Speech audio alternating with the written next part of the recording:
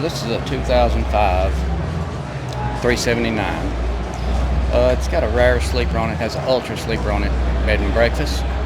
And it was the last year they built that sleeper. Mm-hmm. So got it new off the lot. It was plain, and I've pretty much done everything to it that's been done. What I didn't design and couldn't make, I had it done. This is the original paint? It's original paint. I put 855,000 miles on it from 2005 through 2010. We redone the engine. Okay. Put 30 grand in it. Mm-hmm. Took out a few things. Left the appearance like it was from the factory. And what engine? It's Caterpillar. Bumped it up to about 6.25 horsepower. Mm-hmm. What kind of transmission? 18 speed. Manual? 355 rears. Transmission rear end's never been touched. They're still original. Okay. I'm the only one that's ever drove it. Mm-hmm. Do you love driving it? Oh yeah, I love it. What is the best truck out there? You know, everybody wanted me to build a Kenworth, Mm-hmm. but I've just always been a Peterbilt person. Okay, so all Even the though, trucks that you've driven in your life, what's the best one that you've had? Peterbilt. This one? Even though some rides better, Mm-hmm. I still rather drive. Okay. And what is your story? How did you get into trucking? At 4 years old, my dad was driving before I was born. So,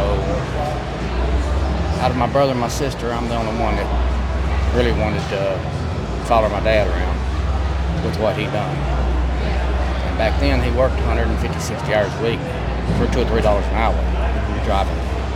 So I would go with him on the weekends, short trips. He ran local back then. When I was 4, I couldn't sit on his lap and steer shift at the same time. So what I would do was I'd stand up behind the gear shift, and put my hand on the gear shift. My dad put his hand on top of mine. So I'd follow him. So a few weeks, he took his hand off. So you're the 4-year-old floating gears. Yeah, he was doing the gas. Of course, didn't use the clutch.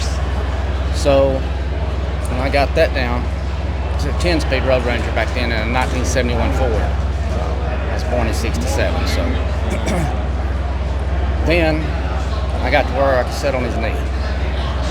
He'd let me sit on his left knee, open the vent windows. I put my arm through the vent window, and he'd let me steer the last 3 miles. It was dirt road going home at the end of the day.